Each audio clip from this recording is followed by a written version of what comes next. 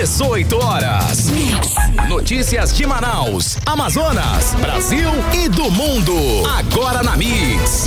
Legal, 6 horas, 1 minuto em Manaus. Começando pra você mais uma edição do 18 horas. Eu e ela, Karime Leão. Alô, Cá. Olá, Carlão. Boa noite. Muito boa noite pra você, sintonizado aqui em 100,7. Já começo agradecendo a sua companhia. Estamos juntos a partir de agora até às 7 da noite, aqui no 18 horas. Mix.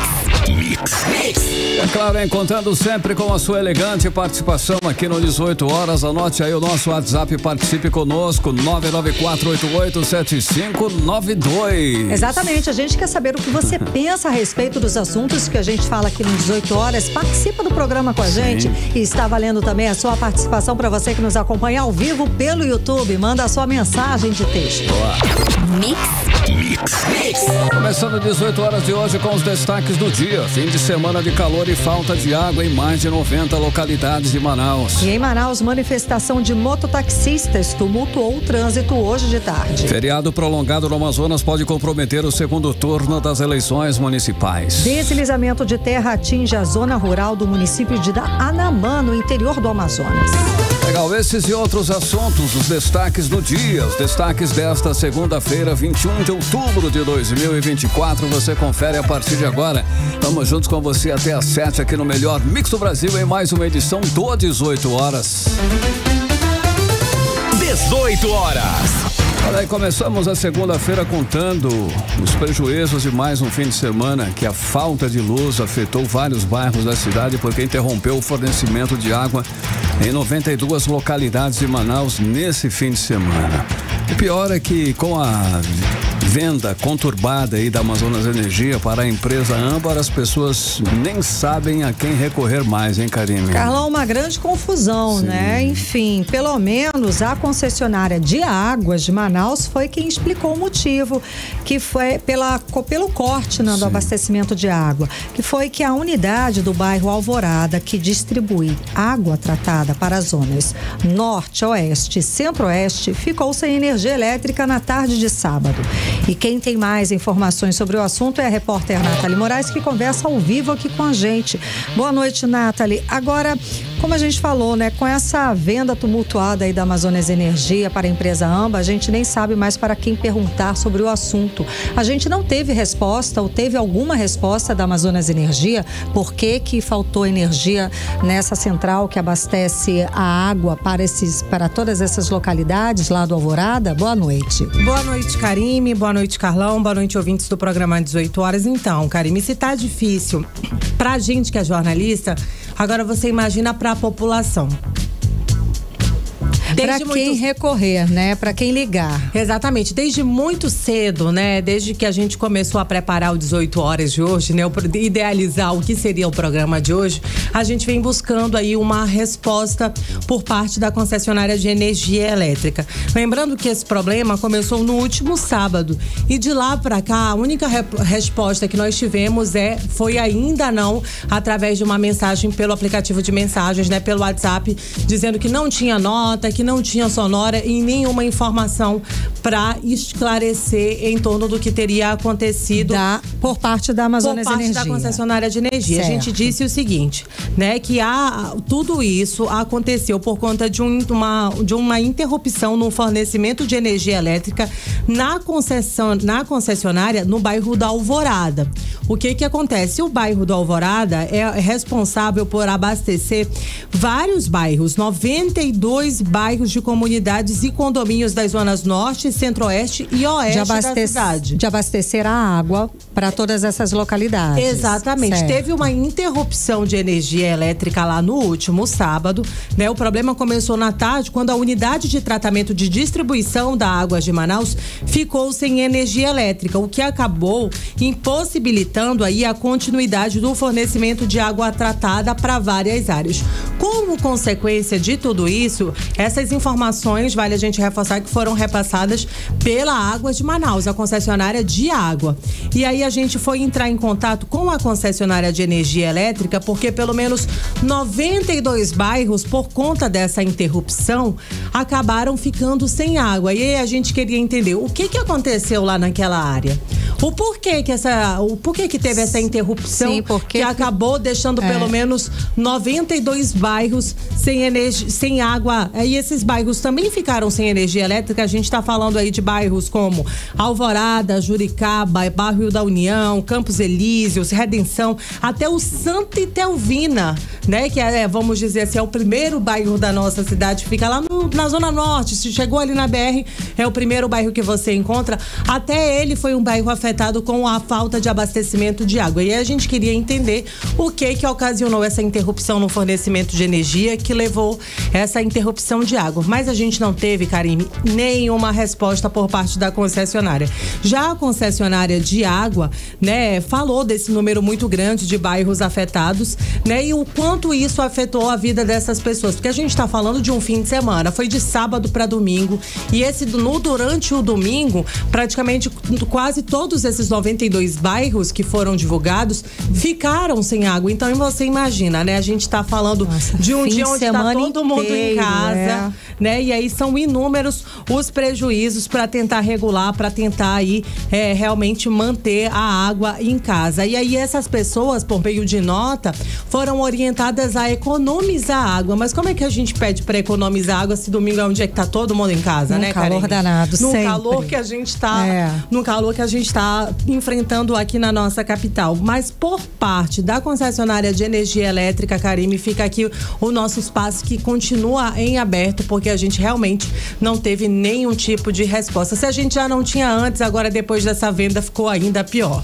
Pois é, Nathalie, agora pelo menos a água, né, foi restabelecida, está sendo restabelecida ainda, né, desde a noite de domingo, aos poucos, não é isso? Inclusive a concessionária de água reforçou que teve um reparo, né, lá na central de abastecimento do bairro do Alvorada, mas que eles tiveram uma nova interrupção no domingo e por isso, né, a água não normalizou em todas as zonas. Teve um reparo no fornecimento lá de quem fornece energia no Alvorada. Mas isso tudo quem passou. O problema todo é na unidade de tratamento de distribuição da Águas de Manaus no Alvorada. Ah, tá. Então aproveitou e teve um reparo nessa parte de distribuição de água, mas teve uma nova falta de interrupção, luz. Exatamente. Tá. E aí o que acabou agravando ainda mais essa situação, né? E aí essas pessoas ficaram ainda mais tempo sem água. E a gente segue aguardando a resposta da Amazonas Energia ou do Grupo Âmbar, né, Carlão? Como a Nathalie falou, se antes já era difícil da gente ter algum tipo de resposta, agora parece que tá pior. Nathalie Moraes, obrigada pelas informações. E a grande questão é essa, né, Carlão? Estamos aí no meio de uma transição de donos de empresa de energia e seguimos sem ter um bom serviço. A empresa foi vendida no início de outubro numa negociação muito conturbada para a Âmbar, do grupo dos Irmãos Batista. Assunto que a gente abordou várias vezes aqui no 18 horas. Mas de todo esse repasse de empresa, essa compra da empresa, a Agência Nacional de Energia Elétrica recorreu dessa decisão. De qualquer forma, até sair algum resultado do pedido da Agência Nacional de Energia Elétrica, vale o que está assinado, ou seja, a Âmbar é a dona da concessionária. Enquanto isso, Karime, ouvintes, o povo segue sem um serviço de qualidade e agora nessa incerteza sobre quem realmente vai responder pelo fornecimento de energia no Amazonas, a coisa fica ainda mais complicada. A população do Amazonas já sofre com contas de luz altíssima e péssimo serviço já há algum tempo, um bom tempo. Qualquer decisão da nova empresa pode afetar diretamente, inclusive agora, o bolso, né, de nós amazonenses. Lembrando que assim que a Amazonas Energia foi vendida em 2018, a primeira medida foi aumentar a tarifa, né, para o consumidor, exatamente.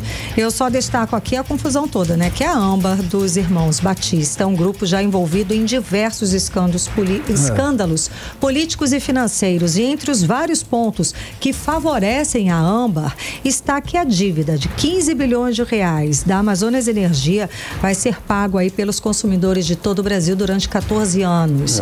E isso direto na conta de luz do consumidor, gente, de todo o país. Isso não dá para entender direito. Pois é, esse é um dos pontos que estão ali nessa venda, né, Carlão? É tudo muito confuso. confuso essa situação aí da Âmbar e da Amazonas Energia. O que todos nós esperamos é que depois de tudo resolvido judicialmente, a empresa Âmbar consiga equilibrar aí os investimentos com uma política justa para os consumidores. 18 horas. Ora, 6h11 em Manaus, você no melhor mix do Brasil. Um vídeo que viralizou nas redes sociais esse fim de semana foi a de um homem que se pendurou no capô de um carro em movimento e o motorista não parou e seguiu dirigindo com o homem em cima do carro. Que situação Carlão, foi essa? As imagens são impressionantes, né? Você viu? São impressionantes. O repórter André Meirelles, ele acompanhou o assunto e tem mais detalhes pra gente. Conversa com a gente ao vivo aqui no 18 horas. Boa noite, André. Então, essa cena, né? Isso tudo aconteceu por causa de uma briga de trânsito. houve, né? O que aconteceu? Explica pra gente. Boa noite. Muito boa noite, Karime. Boa noite, Carlão. Boa noite a você que nos acompanha aqui na 100.7. Isso mesmo. Olha, inclusive a Polícia Civil disse que vai apurar a causa dessa confusão, mas relatos de testemunhas, até de vídeos que foram divulgados nas redes sociais, mostram aí e relatam também que o homem que levava esse idoso no capô do carro teria se desentendido com ele depois desse motorista ter batido no carro de uma mulher que seria conhecida desse idoso. A polícia apura se essa informação de que o idoso subiu no capô do carro porque esse motorista não quis arcar aí com as despesas do carro que ele supostamente bateu. Então é uma apuração também que a polícia deve fazer, que a gente só consegue ver os vídeos, né? Até mesmo esses vídeos que foram enviados aí para a polícia, para as autoridades, só consegue ver o exato momento em que o homem já está ali no capô do carro e também o exato momento em que ele desce. Então a polícia apura se essa informação de relatos aí vem dessa situação de que o idoso realmente teria subido nesse capô do carro após tentar impedir que esse motorista avançasse, seguisse viagem antes de ele arcar aí com as consequências, segundo essas informações que vão ser apuradas pela polícia, de que se realmente esse homem que estava levando esse idoso no capô do carro teria batido um carro de um conhecido de uma mulher conhecida desse idoso. Então está sendo feita aí essa apuração da polícia, né? Inclusive vamos acompanhar a fala de uma mulher que não foi identificada, mas ela acaba narrando um vídeo no momento em que vários motociclistas ali perseguem esse carro e conseguem parar o veículo e tirar o idoso ali sem nenhum dano acontecendo com ele. Vamos acompanhar. Fugindo ainda com o cara em cima do carro. Olha o motoqueiro chegando pra quebrar agora. Olha aí o cara fugindo. O senhor em cima do carro, ó. Agora um carro bom. O cara bateu na senhora. Olha o senhor lá, olha o senhor em cima do carro. Olha. Lá vai levando o senhor em cima do carro. E ele tá muito bêbado, muito doido. Olha o cara, muito bêbado, muito doido. Bateu na senhora e deixou a senhora lá. Ele morto de bêbado. Doido, mano. 18 horas. Inclusive aí, Karime, Carlão e ouvintes, a gente conferiu nessa narração que o homem estaria supostamente bêbado, né? Verdade, então a mulher estava indignada, né, André? com toda essa situação que aconteceu aí no último sábado agora, mas que repercutiu. Agora a gente entrou em contato com os órgãos responsáveis. Detran informa que tomou conhecimento do fato aí desse vídeo por meio de denúncia enviada à instituição no último sábado e formalizou o caso junto à Polícia Civil do Amazonas. A polícia informa que o boletim de ocorrência foi registrado e que o caso está em investigação para apurar as circunstâncias do ocorrido e vai aí tomar as devidas providências cabíveis, né? Então são várias situações que acontecem no trânsito idêntica a essa. Por isso, né, pra gente entender melhor essa situação, conversei com Rafael Cordeiro, que é especialista em trânsito. Segundo ele, o trânsito aqui de Manaus é composto por alguns condutores que são intolerantes, né, e desrespeitosos. Vamos acompanhar a fala dele. Isso mostra o quê? A intolerância, o desrespeito, o desapreço pela vida humana, reforçando que o trânsito em condições seguras é um dever de todos nós, não apenas dos órgãos e entidades de trânsito, mas o comportamento dos condutores é necessário que haja uma direção mais defensiva, harmoniosa, respeitosa. E o que nós observamos muitas vezes é uma direção agressiva, uma direção em que a vida humana ela não é levada em consideração. 18 horas.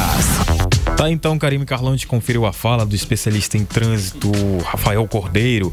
E o Instituto Municipal de Mobilidade Urbana, por meio de nota, informou que o órgão não pode multar baseado em um único vídeo, pois são necessárias outras informações para validar essa multa. O Instituto também ressaltou, ainda que o caso do vídeo se trata aí de crime de trânsito e que a parte prejudicada deve registrar um boletim de ocorrência para identificar o motorista e responsabilizá-lo oficialmente.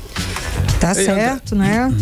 Hoje parece que teve uma manifestação de mototaxistas e tumultuou o trânsito. Foi hoje à tarde esse episódio? Pela manhã, Carlão, Karime, olha aí, foi na manhã de hoje, né? Foi centenas de motociclistas aí por aplicativos que realizaram uma motociata, né, em protesto contra a PL 285. Os manifestantes, eles pedem que a prefeitura reveja a nova regulamentação, argumentando que ela impõe aí custos e burocracias que, segundo eles, prejudica a continuidade do trabalhador por aplicativo, né? Essa manifestação partiu da Avenida das Torres e se dirigiu até a sede da Prefeitura de Manaus, né? Lá teve um representante da Prefeitura que ouviu eles, né? E a categoria, no exato momento, estava ali para pedir a resposta sobre esse projeto, né? Inclusive, a gente entrou em contato com o presidente da Associação de Motoristas de Aplicativos aqui do Amazonas, o Alexandre Matias.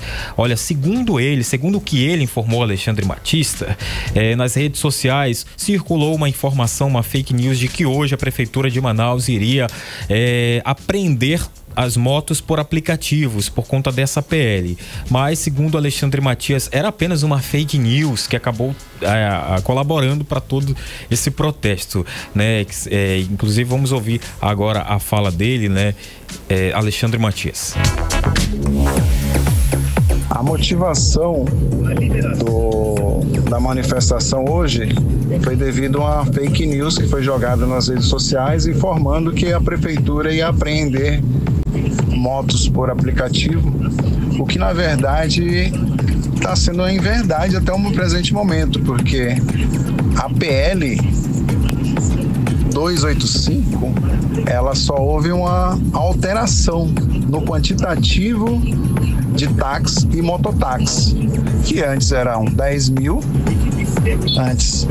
e agora acrescentaram, são 20 mil táxi e 20 mil mototáxi. Os aplicativos de duas rodas, que são os mototáxi, eles estão pedindo para ser incluído como Ubers e 99 nessa lei. É a única alteração. 18 horas. Tá aí, Karime Carlão, a gente ouviu a fala do presidente da Associação de Motoristas de Aplicativo aqui do Amazonas, Alexandre Matias, né? Inclusive a gente agradece a participação dele sobre esse protesto, essa manifestação, como ficou esse acordo, entrar em um acordo ou não, é o que a gente procurou a Prefeitura de Manaus para responder e a gente está aguardando essa resposta, Karime Carlão. Tá ótimo, André Meirelles, obrigada pelas informações. Valeu, André, 6h18, você no melhor Mix do Brasil. 18 horas. Vamos agora falar sobre os bastidores da política. Carlão, bora lá. Cíntia Blink já está aqui com a gente. Cíntia, boa noite, Cíntia. Então, o atual prefeito de Manaus, Avi Almeida, ele levou vantagem hoje na Câmara.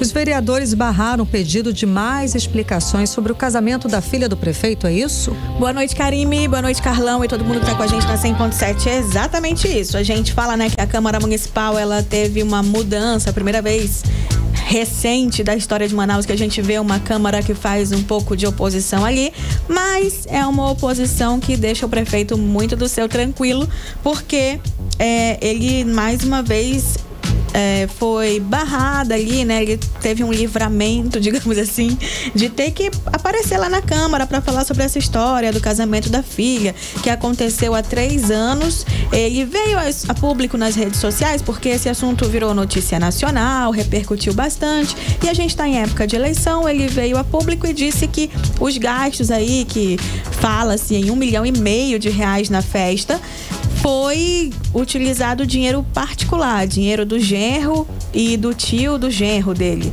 que são empresários e por isso teriam custeado essa festa no Nordeste, aos moldes do casamento ali da Luísa Sonza com o Whindersson Nunes, na época que eram casados.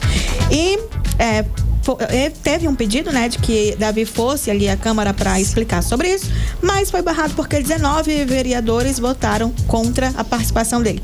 Isso foram 19 contra 9. Então, assim, uma derrota para a oposição gigantesca, retumbante. Dá pra falar assim que Davi tá muito bem na Câmara Municipal de Manaus, porque 19 contra 9 é quase que unânime o negócio.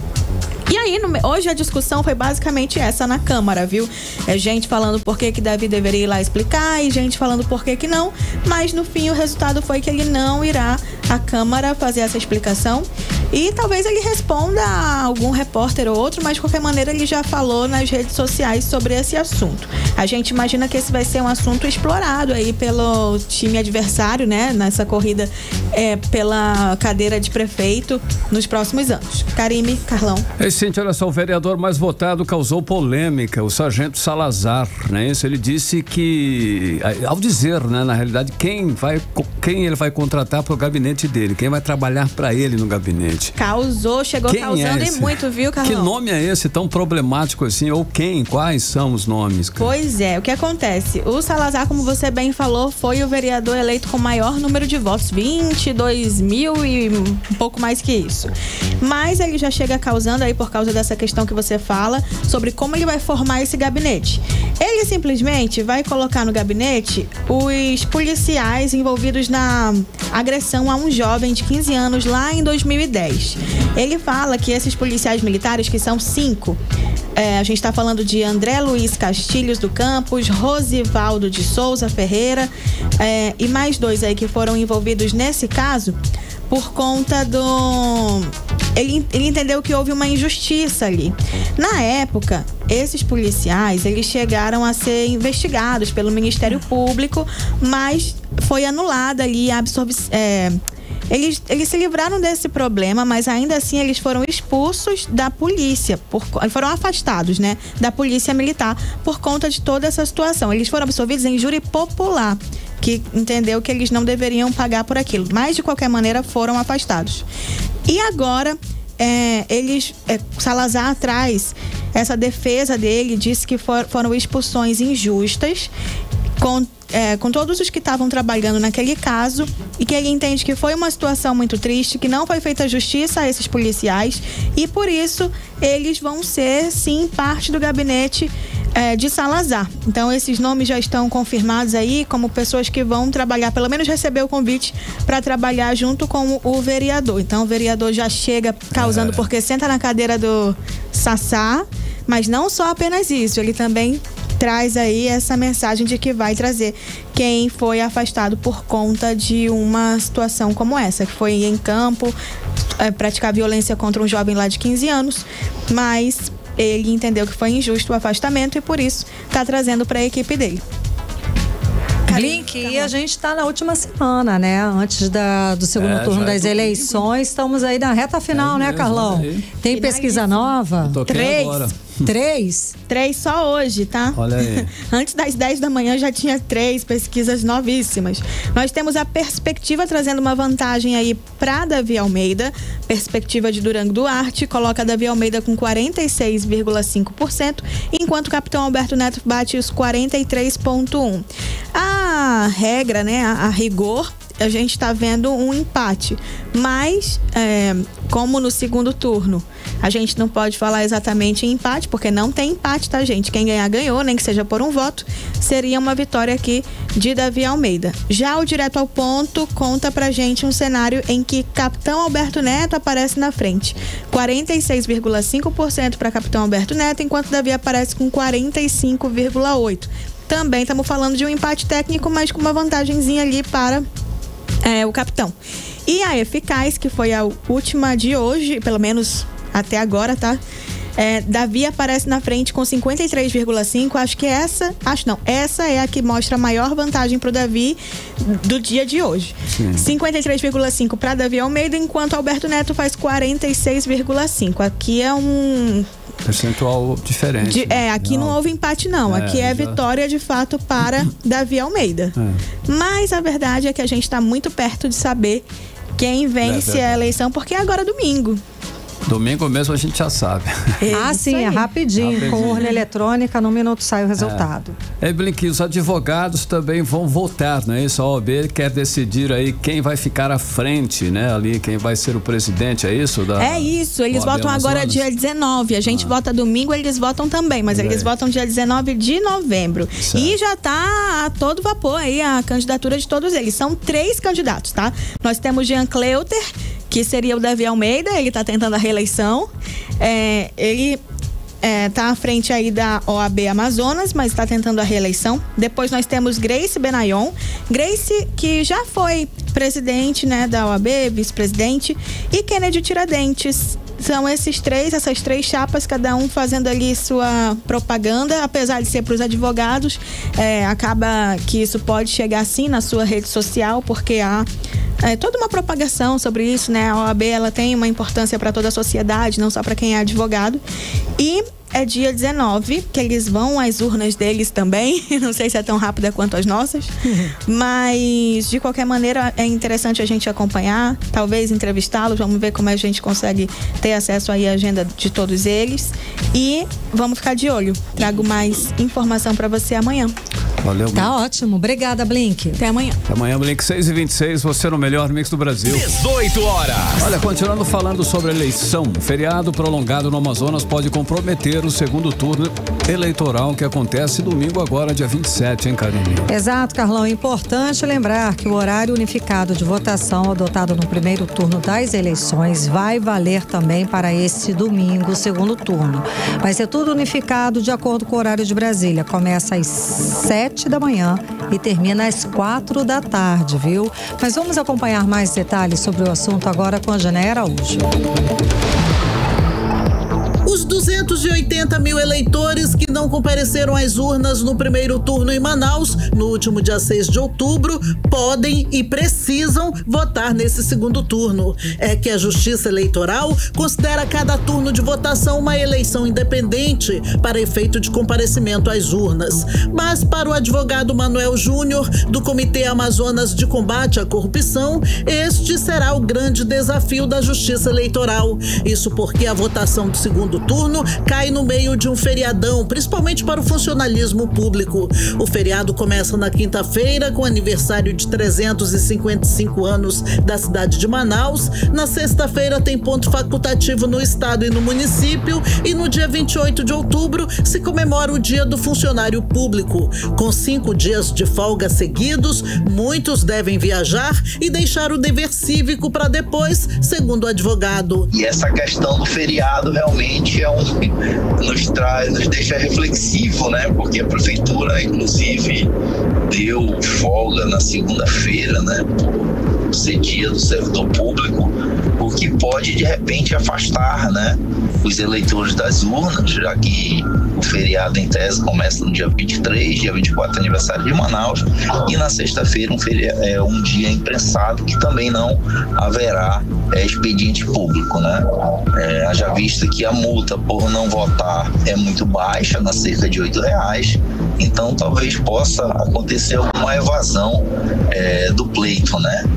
Esperamos que isso não aconteça e recomendo que todos vão às urnas de forma consciente e possam expressar que a soberania popular. Manuel Júnior pede que a população exerça seu direito ao voto, fiscalize os candidatos e denuncie qualquer tipo de crime eleitoral. Precisa estar realmente atentos a qualquer tipo de ocorrência, como abuso do poder econômico, abuso do poder político, e denunciar. Pode denunciar para o Comitê de Combate à Corrupção, pode denunciar para o TRE através do aplicativo Pardal, para que nós tenhamos eleições limpas, né? Assim como no primeiro turno, o horário de votação do segundo turno será unificado em todo o Brasil. Com isso, a votação em Manaus será das 7 da manhã às 4 da tarde. Como o Amazonas tem 2 fusos horários, horários em 11 municípios do interior do estado. A votação vai ser de 6 da manhã até 3 da tarde. É o caso de Amaturá, Atalaia do Norte, Benjamin Constant, Eirunepé, Envira, Guajará, Ipixuna, Itamaraty, Tabatinga, São Paulo de Olivença e Jutaí. Esses municípios têm uma diferença de 2 horas em relação ao horário de Brasília. Odineia Araújo para o 18 horas. Você está ouvindo 18 horas. E agora 6 horas e 30 minutos em Manaus. Continue aí em 100,7. Daqui a pouquinho você vai saber aqui no 18 horas que o Ministério Público Federal está apurando denúncias feitas pela população sobre os serviços de travessia de balsa entre Manaus e Careiro da Várzea. É o nosso assunto já já. 18 horas. Então agora nós vamos conferir a previsão do tempo para amanhã. Amanhã, terça-feira, Karime. Previsão do tempo. Segundo informações do Climatempo, para esta terça-feira, amanhã é de tempo aberto, nublado de tarde, com possibilidade de pancadas de chuva. A mínima prevista, 27 graus, a máxima pode chegar a 33 graus. A umidade relativa do ar fica em torno de 73% e 99%. Mix. Nosso Rio Negro segue no movimento de cheia, subiu mais 3 centímetros de ontem. Chegou a 12 metros e 40 centímetros hoje. Aos poucos, o nível do Rio Negro vai se recuperando da pior seca da história. No dia 9 de outubro, o rio chegou aos 12 metros e 11 centímetros. Hein, Exato, Carlão. E no dia 10, o rio apresentou a estabilidade. A seca histórica finalmente começou aí o seu período de subida, né? Enfim, e desde que começou a encher, o Rio Negro já subiu 29 centímetros. Olha, um deslizamento de terra atingiu a zona rural do município de Anamã, interior do Amazonas, neste domingo. De acordo com moradores, na semana passada já houve outro desbarrancamento no local por causa da chuva forte, Karine. Pois é, Carlão, pelo menos não teve vítima, não foi registrada a vítima, só danos materiais. Quem tem mais informações a respeito do assunto é a repórter Nathalie Moraes, que conversa ao vivo aqui com a gente, volta a conversar com a gente ao vivo. Boa noite mais uma vez, Nathalie. Então, nessa situação, 12 famílias que moravam lá no local ficaram desabrigadas, é isso? É isso. Mais uma vez, boa noite para você, Karime, Carlão, e aos nossos ouvintes do programa 18 horas. Então, Karime, pode até parecer brincadeira, porque a gente está passando por um calorão danado aqui na nossa capital, mas nesse fim de semana, lá no município de Anamã, por exemplo, caiu uma chuva muito intensa. E aí a gente sabe, né? Infelizmente, as pessoas que moram às margens do Rio Solimões já ficam assustadas em qualquer sinal de chuva forte, porque a gente sabe, nesse período do ano, acaba acontecendo ali o fenômeno das terras caídas, quando a gente, né, a água chega ali às margens dos rios e acaba trazendo, né, transformando erosões e que abrem extensas fendas e essa terra toda acaba vindo abaixo. E isso aí aconteceu dessa vez lá no município de Anamã, no interior aqui do nosso estado, neste domingo. A gente entrou em contato com a prefeitura do município e por meio de nota eles informaram que não houve o registro de vítimas e que todas as famílias afetadas receberão o aluguel social ali naquela área. A gente lembra, né, Karime, que esse não é o primeiro, inclusive, esse não é o primeiro desbarrancamento, esse não é o primeiro local que sofre ali com o fenômeno das terras caídas. Pelo menos essa é a segunda comunidade só lá no município que tem esse problema aí de terras caídas. Algumas casas e flutuantes ficaram em meio a um lamaçal. Vários vídeos circularam nas redes sociais mostrando como é que ficou a localização, né, ali a área lá no município de Anamã, depois aí deles terem sofrido com esse desbarrancamento. A gente separou para quem está em casa e também nos acompanha através das redes sociais pelo YouTube, vai conseguir observar, Karime, as imagens e o relato de uma moradora que teve a casa levada e a mãe dela permaneceu ali no local tentando reconstruir em uma área mais afastada do barranco. Vamos conferir rapidinho. Que é onde caiu aqui na frente da casa da mamãe. Mamãe desmanchou a casinha dela. Tá botando mais pra ali porque nós ainda não temos pra onde ir. E tá rachado bem aqui na frente. A vizinha daqui também saiu porque tá rachado, ó.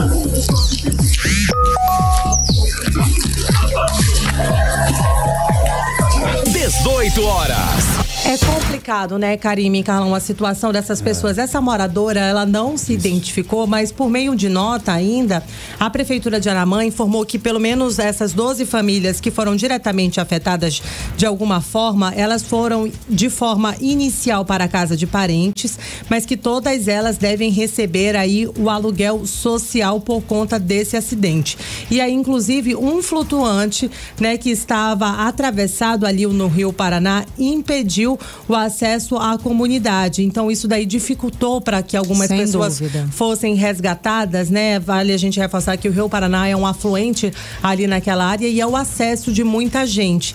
E aí, só que aí agora eles conseguiram fazer a retirada desse flutuante e aí eles devem tomar todas as medidas para então fazer o resgate dessas pessoas, já que a passagem no leito do rio foi liberada, que tinha sido obstruída aí pelo flutuante. Mas só antes de eu encerrar, né, Karime, vale a gente reforçar que esse mês de outubro foi marcado aí por grandes deslizamentos de terra, por esse fenômeno das terras caídas. A gente teve lá no início do mês, ainda no dia 7 de outubro, o deslizamento no Porto da Terra Preta, no município de Manacapuru, onde a gente teve centenas de desabrigados e 2 pessoas mortas, né? E aí em seguida, no dia 16 de outubro, a gente teve o caso de outro deslizamento de terra que foi registrado no município de Boa Vista do Ramos. E aí a gente também lá em Anamã já tinha tido um deslizamento, a gente teve deslizamento também na região do Iranduba, ali na comunidade do Jandira. Então realmente essas pessoas que moram nessas áreas, elas precisam ficar em alerta e procurar um abrigo seguro. A gente sabe que o sinal é difícil,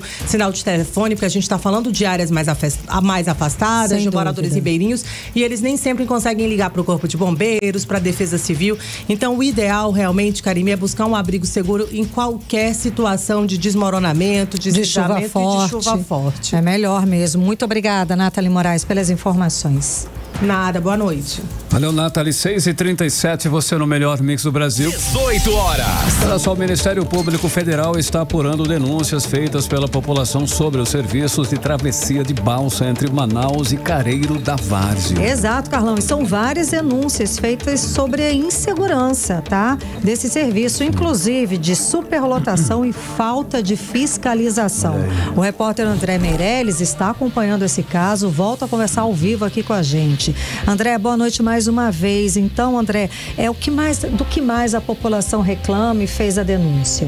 Boa noite mais uma vez, Karime, Carlão e ouvintes. Olha, a segunda denúncia feita ao Ministério Público Federal, as balsas que realizam esse transporte, né, não respeitam os horários, esses horários que são estabelecidos e nem os limites de capacidade, né, o que acaba gerando aí uma superlotação de veículos e também lotação de passageiros ali no local. Foi alegado também que tanto a Marinha do Brasil quanto a Agência Nacional de Transportes Aquaviários não fiscalizaram adequadamente a regularidade, também não fiscalizaram a segurança e qualidade dos serviços de transporte, né? Outro ponto de inconformidade diz respeito à ausência de um local com estruturas sanitárias que tem que ser mais adequada para que as pessoas ali que estão aguardando aqueles serviços possam esperar ali no local a travessia com no mínimo de conforto, também higiene e, claro, acesso à alimentação, né? Além da Agência Aquaviários e também da Marinha do Brasil, o Ministério Público Federal pede resposta de autoridades dos seguintes órgãos, né, que a gente vai falar agora: Agência Nacional de Transportes Terrestres, até mesmo da Polícia Rodoviária Federal e do Departamento Nacional de Infraestrutura de Transportes, que é o DENIT, e da Secretaria Nacional de Portos e Hidrovias, né? E cada órgão deve fornecer informações conforme aí cada atribuição, né? E essa situação também diz a respeito do intenso fluxo de carretas e a insuficiência de balsas para a travessia de veículos ali na BR-319, aqui no interior do Amazonas, que tem ocasionado filas e também transtornos ao trânsito e à rotina da população no local, né? E esses são os relatos da população, né, que falam aí da falta de planejamento adequado do serviço de transportes, que acaba afetando a logística de mercadorias e também o abastecimento de diversos diversas localidades, o que causa prejuízos econômicos para as transportadoras e também para os motoristas, que relatam longas esperas e também dificuldades para cumprir aí seus horários, seus compromissos. E segundo esses relatos, os caminhoneiros, eles chegam a levar até 5 dias para realizar a travessia, permanecendo ali nas filas sem condições básicas de higiene, sem alimentação adequada e até mesmo sem acesso a banheiros. É que inclusive essa denúncia também já foi levada ao Ministério Público Federal. Então, diante dessa situação, o Ministério Público solicita aos órgãos públicos vários encaminhamentos dessa apuração, num prazo aí de 10 dias, como a gente fala, né? E esses encaminhamentos são cópias de contratos, registro de ocorrências, entre outros. Então, a partir, né, de cooperação interinstitucional, também foi solicitado ao Ministério Público aqui do estado do Amazonas informações sobre o procedimento administrativo instaurados pela Promotoria de Justiça da Comarca do Careiro da Várzea, que também apura os problemas relacionados à travessia de veículos aí na BR-319, né? Então, além aí dessa travessia entre Manaus e Careiro da Várzea, né, que são feitos também aí pela água, também é feito esse pedido no prazo de 10 dias pelo Ministério Público Federal, a situação da BR-319, Karime e Carlão. Beleza. Obrigada, André, pelas informações. Muito obrigada. Valeu, André. 6h41. Agora você no melhor mix do Brasil. 18 horas. E agora, Karime, Brasília? Partiu Brasília, Opa, Carlão. legal. Vamos para Brasília. Vamos conversar com o nosso correspondente, Cadu. o jornalista Carlos Eduardo Matos. Cadu, boa noite. Cadu, então, bom te ver, bom dividir a tela contigo, Cadu. Então, vamos lá, o presidente Lula, ele começou a semana despachando em casa no Palácio da Alvorada, isso porque ele sofreu um acidente doméstico em casa, aconteceu agora no sábado também. Cadu, mesmo em casa, o presidente trabalhou, teve inclusive reunião com o ministro Alexandre Padilha, da Secretaria de Relações Institucionais, e o assessor especial da presidência, Celso Amorim. É isso, Cadu? Foi uma reunião sobre o que a gente sabe, o assunto. Boa noite. Boa noite, Karime e Carlão. Boa noite, ouvintes do 18 horas.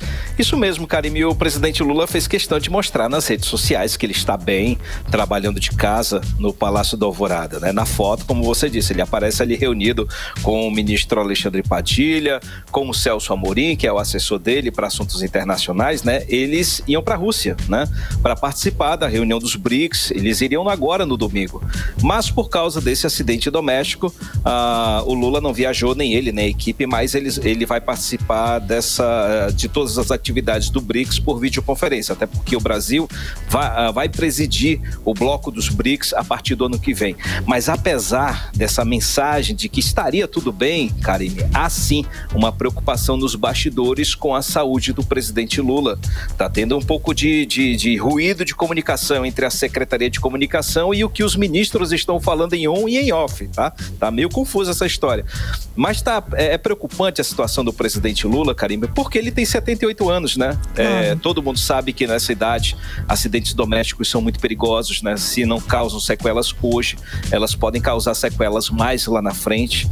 Então, por isso que Lula, embora tenha sido autorizado a trabalhar pela equipe médica, ele está em observação por 72 horas, porque é nesse período aí que pode surgir um edema cerebral. O exame de ressonância que foi feito no Sírio-Libanês, onde ele foi atendido aqui em Brasília logo no sábado, logo após aí o acidente, mostrou um pequeno sangramento no cérebro. Mas os médicos consideraram uma concussão leve. Então, o clima no Palácio do Planalto nesta segunda-feira, Karime, é de aparente tranquilidade, tá? Tá todo mundo buscando uma informação atualizada sobre como tá a saúde do presidente Lula. Então, tá um pouquinho tenso o ambiente interno lá do Palácio do Planalto. Agora, esse acidente doméstico, Karime, ele aconteceu no sábado, como eu falei, à noite, logo depois que Lula voltou de São Paulo. Na verdade, não deu nada certo pro Lula no sábado, viu, Karime? Ele foi para São Paulo participar da campanha do Guilherme Boulos, mas não rolou nada porque choveu, só deu para gravar alguns vídeos e só, tá? E à noite, quando ele voltou para Brasília, ele acabou escorregando de uma cadeira dentro do banheiro do quarto dele, no Palácio do Alvorada. Ele estava cortando a unha do pé. Uma bobeira, né? Ele estava dando uma ticada na unha. quando ele perdeu o apoio e acabou caindo no chão, batendo forte a cabeça. A primeira-dama Janja, que estava com ele, acionou a equipe médica. Lula foi levado às pressas para o Sírio-Libanês e lá ele levou 5 pontos na cabeça, fez alguns exames, entre eles esse de ressonância, né? E aí ele ficou em observação, tomou medicação, enfim. E agora o homem está trabalhando, passando essa mensagem de que estaria tudo bem, que continua forte, evitando a todo custo transmitir algum tipo de preocupação, de piora da saúde, enfim. Por isso que eu falei, há um ruído de comunicação. A gente está vendo nos noticiários que a Secretaria de Comunicação do governo está falando uma coisa, mas os ministros estão falando outra. Algumas pessoas, algumas fontes do próprio presidente, o presidente falou que foi grave. Ele próprio disse que foi grave, então tá rolando um pouco de ruído de comunicação. Claro que é um componente político nessa história, tá? A questão da fraqueza, a mensagem de fraqueza, é o tipo da mensagem que a todo custo o governo tá evitando passar. Eles estão tentando dizer que tá tudo bem, que a saúde dele tá de ferro, que não mudou nada, que segue trabalhando. Por isso há essa preocupação de transmitir essas mensagens. Karime e Carlão. E cadê, olha só, na reta final aí já para a campanha, né? Manaus e outras cidades, campanha não, eleições, né? Vão às urnas no próximo domingo aí para o segundo turno das eleições municipais. Cadu, parece que os partidos do centro vão formar aí a maioria nas cidades e o PT não deve conseguir eleger em nenhuma capital, Cadu. Como tá essa situação? Aquela pergunta, né? E o PT, hein? Deu PT. Ô, Carlão, o cenário não é tão favorável para o PT, mas pode haver surpresas, viu? O PT tem candidatos disputando o segundo turno em Natal, Cuiabá, Fortaleza e Porto Alegre. Em Natal, Carlão, a candidata Natália Benevides, ela é deputada federal, ela é do PT, ela vai enfrentar o Paulinho Freire, que é do União Brasil e conta com o apoio do Jair Bolsonaro. As pesquisas por lá estão apontando que ela está a 11 pontos atrás de Paulinho Freire. Então, uma virada seria difícil, né? Mas vamos ver, né? Em Fortaleza, a disputa é entre Evandro Leitão, do PT, e André Fagundes, do PL. O André Fagundes também é deputado federal. Lá a disputa está bem parelha, viu? As pesquisas estão apontando empate técnico, 43-43, viu? Ou seja, o resultado vai ser voto a voto. A briga vai ser boa por lá no domingo. Sim. A mesma coisa lá em Cuiabá, Carlão. Abílio Brunini, que é do PL, também deputado federal, e vai disputar aí o segundo turno com o Lídio Cabral, que é do PT, né? Também estão empatados tecnicamente. Abílio com 44 e o Lídio Cabral com 41. Vai ser também disputa voto a voto. Já em Porto Alegre, a disputa é entre Maria do Rosário, do PT, e Sebastião Melo, que é do MDB, que tem um apoio aí indireto do Jair Bolsonaro.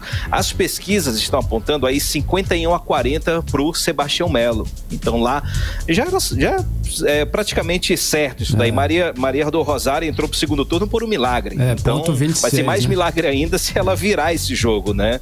Vai ser muito difícil ela alcançar a vitória.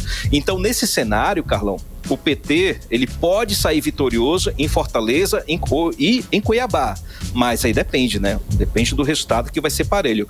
A gente vai ter que levar em consideração, se a gente levar em consideração o resultado da votação do primeiro turno, os candidatos do PT não vão levar essa. Então, por isso que a gente há o risco, e portanto, do PT de não eleger nenhum prefeito em capital do país. Os candidatos do Jair Bolsonaro, do PL de Jair Bolsonaro, Carlão, eles estão em 5 capitais aí, mas há chance fortíssima aí de vitória em Aracaju, Manaus e, como eu falei também, Fortaleza e Cuiabá, nessa disputa com os candidatos do PT. Já o Centrão, ele pode sair vitorioso em várias cidades, a começar por Belém, que tem o Igor Normando, do MDB. Ele é muito alinhado a Lula, a gente sabe que a família Barbalho lá, ela que apoia o Igor Normando, então tem um alinhamento fortíssimo com o presidente Lula. Belo Horizonte tem o Fuad Noman, do PSD, também alinhado a Lula. Campo Grande tem a Adriane Lopes, ela é do Partido Progressistas, alinhada a Jair Bolsonaro. Curitiba é uma disputa entre bolsonaristas, aí tem o Eduardo Pimentel, que é do PSD e também alinhado a Jair Bolsonaro. Goiânia, o Carlão, tem o Sandro Mabel, do União Brasil, tá liderando as pesquisas, só que ele não é nem Lula e nem Bolsonaro, ele é Caiado.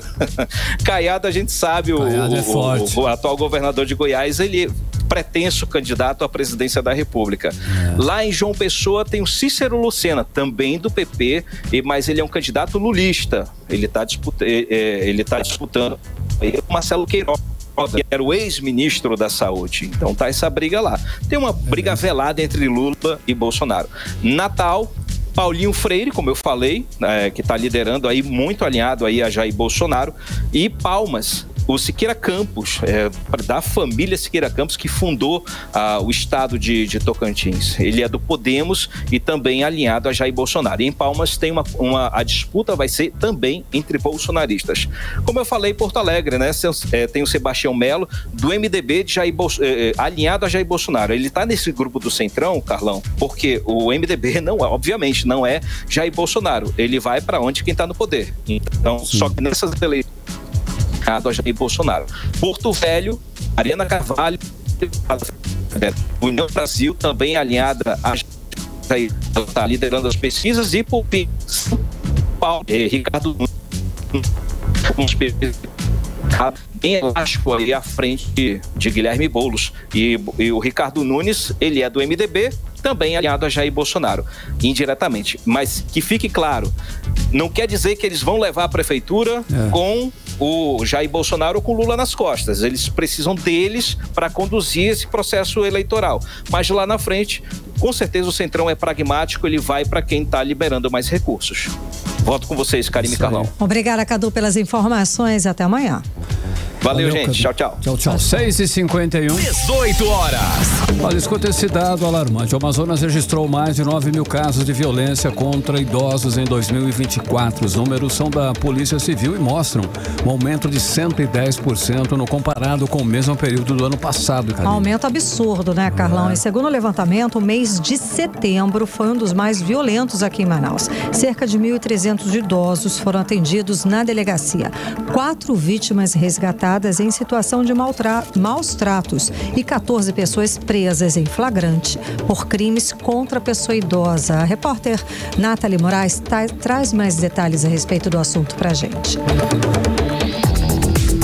De janeiro a agosto deste ano, o Amazonas registrou 9.591 casos de violência contra a pessoa idosa. Os dados são da Secretaria de Segurança Pública. Os casos mais atendidos pela Delegacia Especializada em Crimes contra a Pessoa Idosa são de injúria, ameaça e apropriação de bens.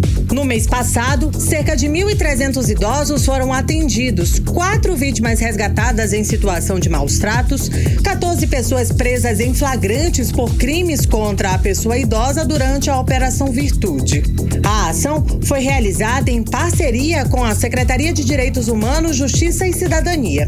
Conversamos com o gerente de direitos da pessoa idosa da Sejusc, Caio Taveira, e ele trouxe pra gente a importância de ter ampliado a rede de proteção para esse grupo aqui no Amazonas. A Sejusc oferece diversos serviços para a população idosa. O destaque é o Centro Integrado de Proteção e Defesa dos Direitos da Pessoa Idosa. Conta com uma equipe psicossocial que realiza mediações de conflito, visitas domiciliares e encaminhamentos para a rede de proteção. Os casos mais recorrentes registrados pelo CIPID incluem negligência, violência financeira e violência psicológica. O CIPID está localizado no bairro Parque 10, na zona sul de Manaus. Em breve, será inaugurado o primeiro abrigo transitório para pessoas idosas em situação de risco de morte, identificados pelo Centro Integrado e pela Delegacia. Denúncias podem ser registradas pelo Disque 100 dos Direitos Humanos ou também pelo site delegaciainterativa.am.gov.br ou de forma presencial na Delegacia Especializada de Proteção à Pessoa Idosa, que fica no bairro Parque 10 de Novembro, na zona centro-sul de Manaus. Nathalie Moraes para o 18 horas. Você está ouvindo 18 horas. Bom, e a gente lembra agora o caso do vídeo que viralizou nas redes sociais, mostrava os jovens com atos de vandalismo dentro de um carro pelas ruas de Manaus, que começaram a circular nas redes sociais. Foi na quinta-feira, nós tratamos sobre esse assunto aqui na sexta-feira. Nas imagens, os jovens aparecem dirigindo de forma perigosa, fazendo uso de armas de fogo, consumindo bebidas alcoólicas e depredando estabelecimentos comerciais. E uma das cenas mais perturbadoras, os jovens são vistos jogando o que parece ser álcool em pessoas em situação de rua. Então, As forças de segurança deflagraram operação em torno desse grupo que estava causando desordem em Manaus. Uma ação integrada entre a Secretaria de Estado de Segurança do Amazonas e a Polícia Civil do Amazonas, por meio do 1º Distrito Integrado de Polícia, cumpriu hoje, segunda-feira, dia 21, cumprimento a 3 mandados de busca e apreensão em residências de suspeitos de causar desordem pública em Manaus. Na ocasião, foram apreendidos equipamentos eletrônicos, celulares e munição calibre 38. A Polícia Civil marcou e convocou uma coletiva de imprensa agora às 7 da noite para dar mais detalhes a respeito dessa operação e o resultado desta operação. A coletiva acontece agora às 7 da noite na sede do 1º Distrito Integrado, na Rua Duque de Caxias, no bairro Praça 14. Mix. Olha, segundo dados do Ministério da Saúde, no Brasil, a cada 2 minutos morre uma pessoa devido a uma enfermidade cardiovascular, Karine. Pois é, Carlão, a incidência entre o público jovem, mais jovem, aumentou, inclusive, consideravelmente esse ano. E a gente sabe que o estilo de vida, né, a gente fala aí entre esse estilo, sedentarismo, tabagismo, estresse, hipertensão, enfim, forma aí um pacote dos principais fatores causadores da doença, como explica o repórter André Meirelles. Dores e sensação de aperto no peito, falta de ar, fadiga e náusea. Esses e outros sintomas em conjunto, de acordo com o médico cardiologista Dr. Roberto Calil, são fortes indicações de que uma pessoa pode estar sofrendo de infarto. Jovens também podem infartar. O sintoma mais comum do infarto é a dor torácica, chamada dor do peito. Nos jovens, essa dor pode ser muito mais intensa, ela irradia para os braços. Além disso, o paciente apresenta sudorese fria, além de apresentar náuseas e vômitos. Há alguns fatores que contribuem para o infarto em pessoas com menos de 40, 30 anos. O primeiro é o estilo de vida: obesidade, sedentarismo, tabagismo.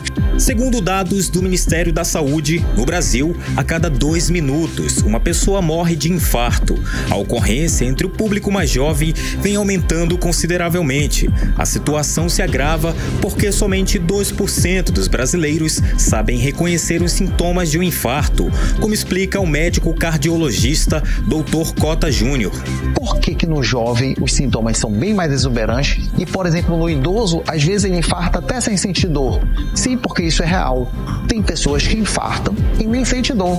A pessoa nem sabe onde é que ela infartou porque realmente não provoca dor.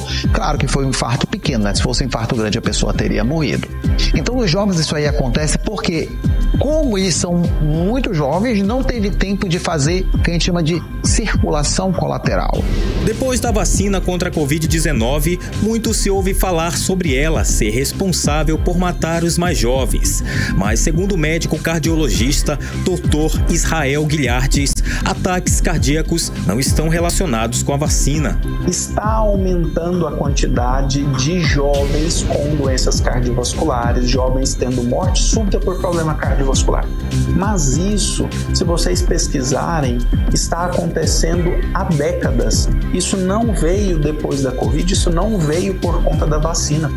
Então não foi a vacina ou até mesmo a Covid que aumentou a morte nesses indivíduos. Isso já vem acontecendo há algum tempo. Recentemente, um jovem amazonense morreu depois de uma partida de futebol na Irlanda. Derek Hanser, de 21 anos, faleceu depois de sofrer uma parada cardíaca enquanto jogava bola. O jovem estava na Europa há alguns meses em intercâmbio e planejava retornar à capital amazonense ainda este mês. Especialistas orientam que praticar atividades físicas e abandonar hábitos prejudiciais, como excesso de bebidas alcoólicas, cigarros e outros vícios, ajuda a evitar o infarto. André Meirelles para o 18 horas. Você está ouvindo 18 horas. Agora são 6 horas e 58 minutos em Manaus. E você está no melhor mix do Brasil. Vamos conferir outros destaques do dia no Amazonas, no Brasil e no mundo. 18 horas. China deseja melhoras ao presidente Lula depois de acidente doméstico. O governo federal quer leiloar 22 terminais portuários até o fim de 2025. No Paraná, 9 pessoas morrem após carreta container tombar sobre van manhã na BR-376. Israel diz que matou o chefe financeiro do Hezbollah em ataques à Síria. 2 pessoas foram mortas durante o ataque do míssil. Mix. 6h59, seguimos direto para o Editorial 18 horas. Editorial 18 horas. Com as campanhas eleitorais passando ao largo do problema, a situação do trabalho infantil no Brasil continua grave. De acordo com o IBGE, a região norte é que tem o maior índice de crianças e adolescentes nessa situação. Nada menos que 6,9%.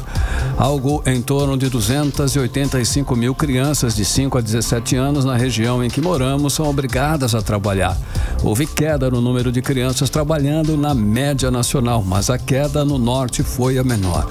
Segundo o IBGE, parte dessas crianças enfrentam as piores formas de trabalho, como em minas de carvão e a construção civil, e ganham apenas algo em torno de meio salário mínimo por mês. É um retrato triste do país e um indicador que um futuro bastante incerto à frente. Afinal, é senso comum que não há um bom futuro para uma sociedade que não cuida de suas crianças e adolescentes. Essa realidade não pode simplesmente ser colocada para baixo do tapete e deve sim ser motivo de cobrança diuturnamente dos cidadãos para os governantes. 18 horas. 7 em ponto, Karine. Boa noite. Boa noite, um beijo, até amanhã. Você ouviu 18 horas. As notícias do Brasil e do mundo. De volta amanhã.